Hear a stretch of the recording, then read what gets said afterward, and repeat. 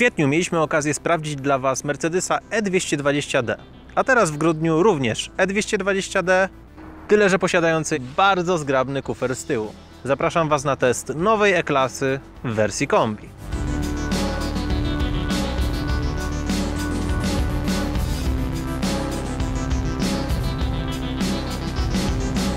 Za użyczenie auta do testu dziękujemy salonowi Mercedes-Benz Auto Studio, znajdującemu się w Łodzi przy ulicy Rogicińskiej 78.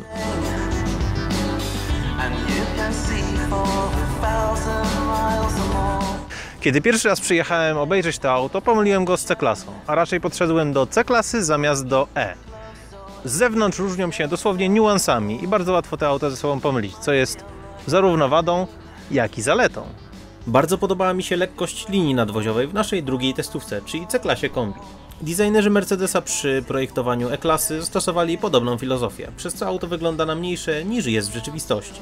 Niech Was to jednak nie zwiedzie, kufer to naprawdę solidne 640 litrów pojemności, czyli tyle co w Skodzie Superb czy też w Volkswagenie Passacie, klasowych liderach, i aż o 100 litrów więcej niż jego największy konkurent, Volvo V90.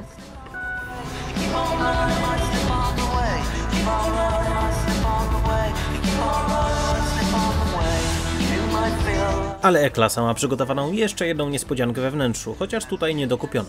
Klasyczny już dla modelu trzeci rząd siedzeń, usytuowany tyłem do kierunku jazdy. Niestety nie tak hipsterski jak kanapa w 200e z 86 roku i raczej dla dzieci niż dla dorosłych. Z tyłu za to miejsca jest wystarczająco i dla trójki dorosłych, chociaż może niekoniecznie w ubraniu zimowym, jak i dla dwóch fotelików z Isofixami.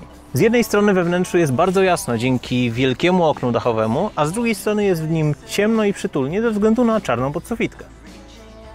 Ale to właśnie we wnętrzu E-klasy znajdują się jej największe zalety. Świetnie wyprofilowane fotele wykończone skórą i mikrofibrą oraz naturalnie dwa potężne ekrany na desce rozdzielczej. I moje ukochane wykończenie Piano Black.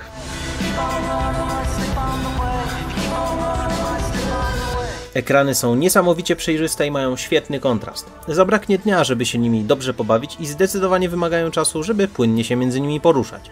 Dodatkowo całość kontrolowana jest dotykowo za pomocą 3 touchpadów, jednego na konsoli środkowej i 2 na kierownicy. I tutaj muszę przyznać, że takie zwykłe przyciski sprawdziłyby się po prostu lepiej. Troszkę też irytuje układ przycisków do sterowania szybami, które są gdzieś tam na dole zamiast pod ręką. No nie jest to najbardziej wygodne rozwiązanie.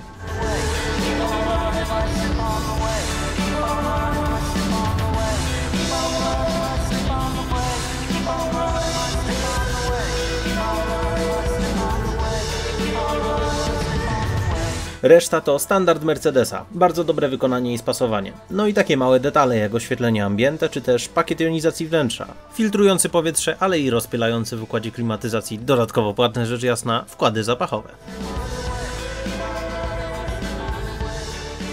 Ale zamiast rozwodzić się nad tym, skupmy się na nowoczesnych technologiach, bo to jest właśnie najważniejsza część tego samochodu. Gdzieś tutaj pojawi się materiał z działania systemu, w którym teraz jedziemy, czyli Drive Pilot. W praktyce jest to połączenie aktywnego tempomatu działającego od 0 do 210 km na godzinę z aktywnym asystentem pasa ruchu. Czyli tak naprawdę jest to taki autopilot. Oznacza to niezłe wystraszenie się w pierwszym momencie, ale po przyzwyczajeniu się jazda na dłuższe dystanse z tym systemem to niesamowita wygoda. I jest to prawdziwy pomnik technologiczny.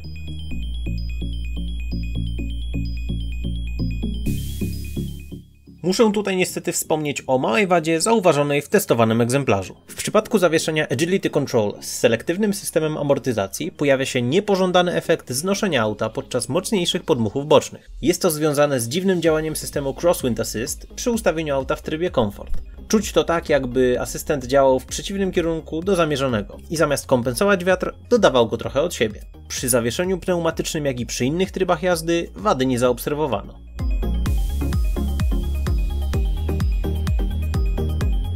A jeżeli chcielibyśmy jednak manualnie posterować tym samochodem, no tutaj razem z pakietem AMG mamy do dyspozycji zawieszenie adaptacyjne z systemem Agility Select.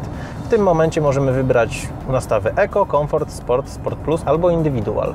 Pozwala to na zarówno komfortowe poruszanie się po naszych drogach, jak i trzymanie wszystkiego w ryzach przy bardziej wymagających manewrach.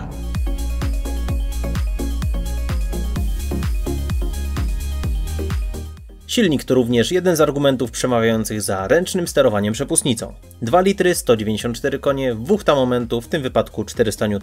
Setka w 7,3 sekundy przy masie własnej na poziomie 1800 kg. Ale nadal jest to piekielnie oszczędny diesel, głównie dzięki temu, że skrzynia tutaj ma 9 przełożeń. Autostrada i 140 km na godzinę, 6 litrów spalania. Poza miastem będzie to nawet poniżej 4, ale trzeba się tutaj bardzo postarać. Natomiast w mieście, w przeciętnej jeździe, będzie to w okolicach 7 litrów na setkę. Przy czym uwaga, producent mówi, że ma być to 4,6. Nie udało mi się. Jak pojeździmy ostrzej, możemy oczywiście zdublować te wartości, choć nie przyjdzie nam to z łatwością. Zbiornik mieści 66 litrów paliwa, więc 1000 km na baku jest jak najbardziej osiągalne. Ceny nowej e-kombi zaczynają się od 200 000 zł za wersję 200D. Na drugim biegunie natomiast znajduje się wersja E43 AMG o mocy 400 koni i napędzie na obie osie. Ciekawostka, jeżeli weźmiemy diesla, jesteśmy skazani tylko i wyłącznie na tylny napęd.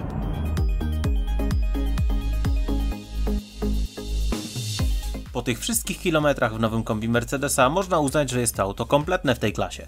Żeby to osiągnąć jednak trzeba zaznaczyć parę opcji w konfiguratorze. Na ten przykład ekrany to dopłata łącznie 20 000 zł, Drive Pilot 15 000, pakiet AMG zewnętrzny, wewnętrzny, dach panoramiczny, nagłośnienie Burmester. Jak tak wszystko podliczymy, to wyjdzie nam, że za ten egzemplarz musimy zapłacić sporo. 313 000 zł za 2-litrowego diesla. Ale jak tak poszperamy po konfiguratorze, okaże się, że możemy zamienić na przykład wnętrze AMG na przepiękne wnętrze Designu, dorzucić do tego wielokonturowe fotele, domykanie drzwi i jeszcze parę dziesiąt innych gadżetów i w ten sposób bez problemu przekroczymy 400 000 zł. Czyli klasyka marki. Albo indywidualnie skonfigurowane auto wyposażone pod sufit, albo mała kamienica w centrum Łodzi. Tyle, że kamienicą nie pojedziecie na zachód Europy, nie dotykając ani razu hamulców i tylko okazjonalnie pyrgając kierownicę. A nową E-klasą owszem.